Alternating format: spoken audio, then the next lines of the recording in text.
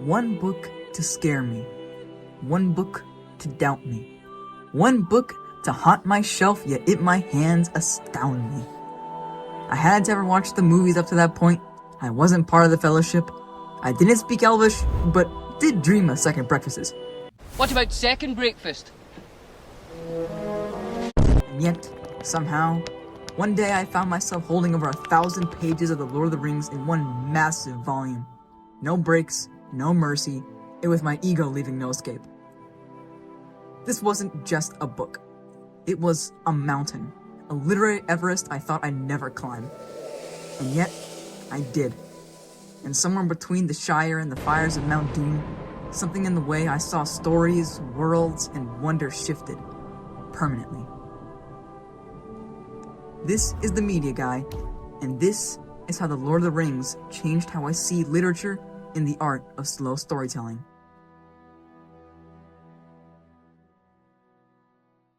Alrighty, like all tales, it started one fine day. The weather I couldn't tell you because I don't remember. And my family group chat received a message from our dear old dad, an image showcasing multiple books he had bought in the States. Those include Captain Underpants 1 through 2 because, I'm not weird. All 7 Harry Potter novels, 2 5-minute Marvel stories, and finally, The Lord of the Rings by J.R.R. Tolkien. You see, my father holds this deep and enduring reverence for The Lord of the Rings, the Peter Jackson trilogy. And though time and time again he would badger me to watch the fabled epic, I could only offer a polite, if uncertain, "Ah, yes, of course. Very good, bye." However, he never stopped asking me. Even before I embarked upon writing the script, he told me, "You should watch those movies. You'll understand why people love them so much." Which I will watch them, just, for next video.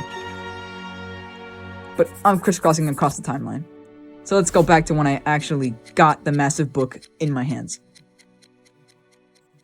It had started roughly 2 months before my father had completed the Behemoth, which he had already been reading for months before then, and asked me whether or not I would like to read it. And reluctantly, though determinedly, I said I'd love to. Hence why my father and I came up with a passing down plan. He would finish the book and then pass it down to me. And at last, when he completed the book and handed it down to me, I was stunned. Utterly massive it was. More massive than I could have imagined when holding it. With over 1,000 densely packed pages of many curious words and phrases and other such things that had me completely floored. However, despite the immense complexity and near mythic length, I was prepared to drag my not hobbit feet across the grasses of Middle-earth and the cracked, uneven rock of Mordor. I wasn't surprised to find that the book was hard to read.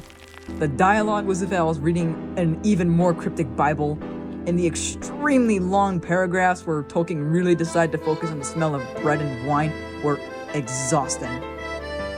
But strangely, I had this sort of pride, I guess. I was thinking, if my father could do it, then I have to prove I can do it too. And so, I kinda sped through it, simply to get to the end of the chapter, to the end of the book, to the end of it all. That was a mistake.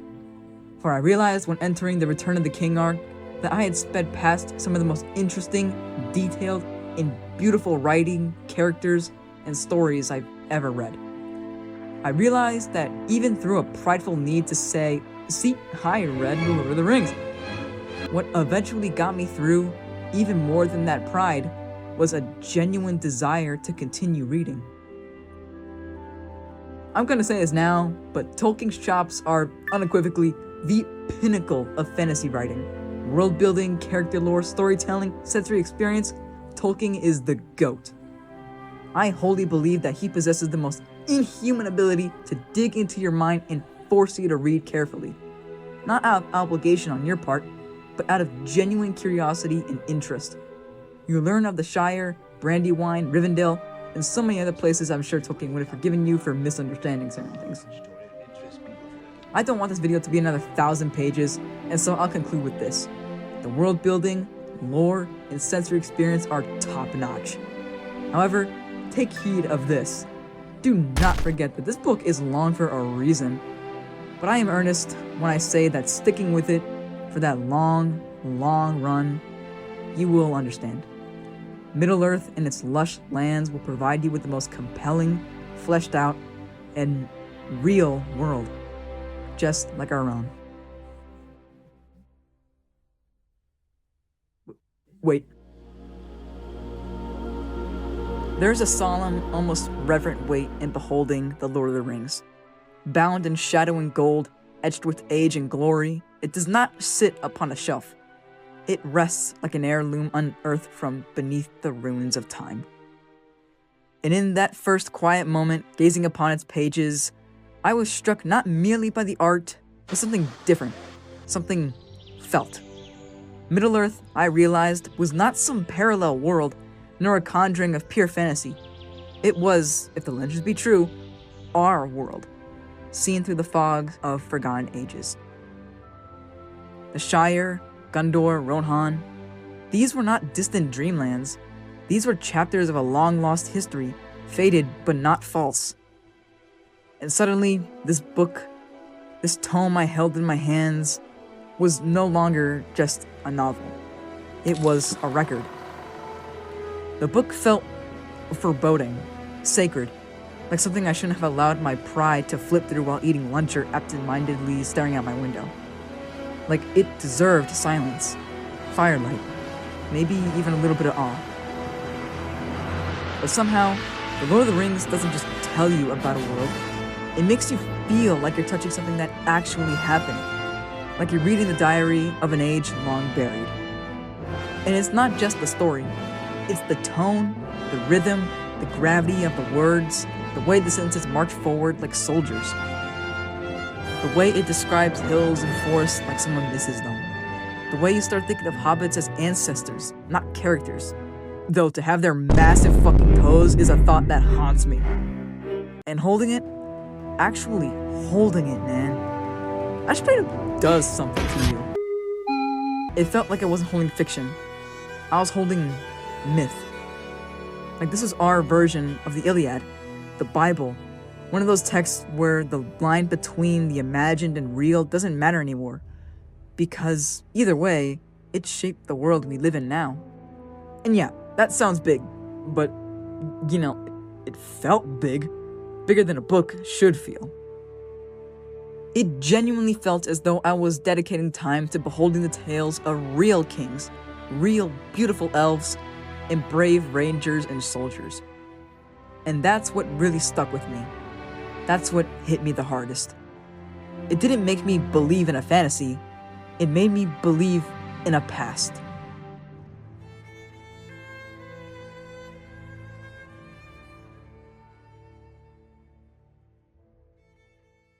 Alright, it's time for the part of the video where I delve into how it reshaped my perspective on slow burn storytelling, the meaning of art, and how it saved my life, blah blah blah. But, like, seriously, let's talk. As a kid, I kinda hated slow things. Not that I didn't like the stories per se, just that I couldn't stand them when they decided to take a 3-episode detour to buy milk or something. If it didn't explode, transform, or get to the point within 5 seconds, I was mentally on a completely different channel. I didn't want long walks or soft music or 3-paragraph descriptions of rolling hills. I want ODM gear Titan brutality. I want a scary mustache twirling villain with a stupid monologue and ending with $1 million. And beyond just fast-paced stuff, I had this sort of discomfort with anything earnest. Like, sincerity? Ew. I physically cringed at characters who wore their hearts on their sleeves or something real without a punchline to soften it. I thought subtlety was boring. I wanted the dopamine now, thank you. But then I got older, realized why. The internet, that's why.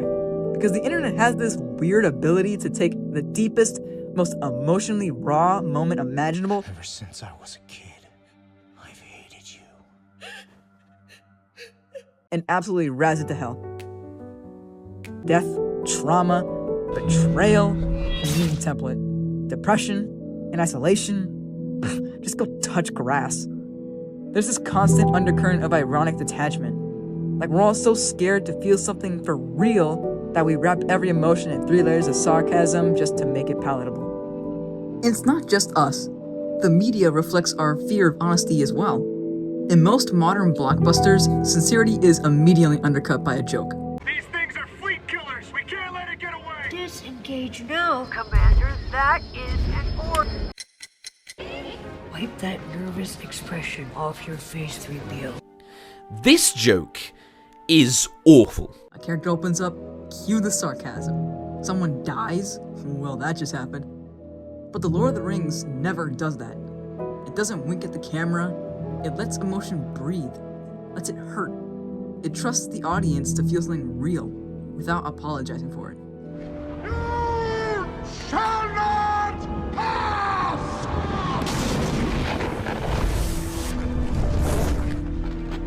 And that was jarring for me at first. Like, wait, you're actually telling me this book is honest?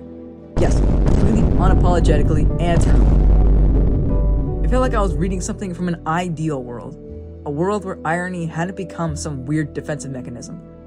A world where people spoke still with honor, carried burdens without unnecessary quips, and believed things without shame. And that's where it all connects. Because by the time I reached the end of the book, I didn't just love the story, I loved what it stood for. I didn't just enjoy Middle-earth, I wanted to live more like it. With patience, with bravery, with meaning. Lord of the Rings wasn't just a slow story. It was a serious one. And in a world that's made me laugh at sincerity, The Lord of the Rings helped me mature.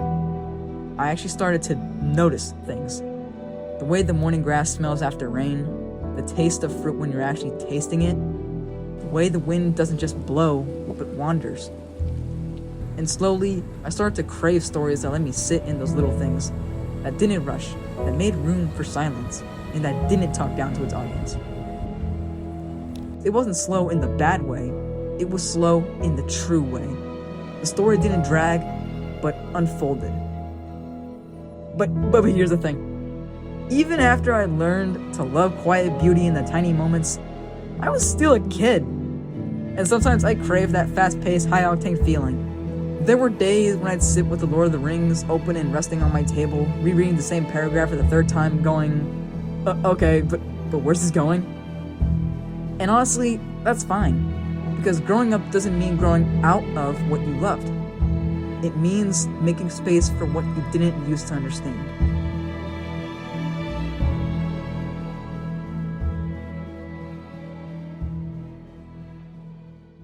Now, like my last introspective, link in the description, there were days where, and I'm not saying this lightly, where I genuinely believed nothing mattered. I was depressed, I was guilt-ridden, and I was tired. My mind was just cluttered, but empty. Then came The Lord of the Rings. Now, to be clear, I'm not like other girls, and so I won't say it saved me in the cheesy Hollywood sense. But it did something gentler. It taught me how to slow down again. It gave me permission to sit, to think, to reread a sentence if I wanted to care, to see detail not as delay, but as depth. It retuned my brain. It made me sharper, I was better at focusing, I was more patient with people. I could watch a leaf fall and actually watch it, not just glance and move on. So, what's the verdict? What did The Lord of the Rings really teach me? Not just about fantasy, not just about bravery or world building or loyalty, though yes, it taught me those too. It taught me how to slow down, how to be okay with quiet moments, how to breathe between the beats, how to sit with a sentence and let it echo. It showed me that meaning doesn't always arrive with spectacle. Yet, maybe most importantly, it reminded me that I don't need to be running all the time. That it's okay to linger, to reread, to feel things without rushing into the next distraction. I didn't finish The Lord of the Rings in the blaze of glory like my old, prideful self would have thought. I finished it on my birthday, the 8th of January, on a quiet, merry night. The house was calm, my head was clear, and the final words hit me like a gentle farewell from an old friend. This has been the Media Guy, and that was The Lord of the Rings. See you at second breakfast. Take care.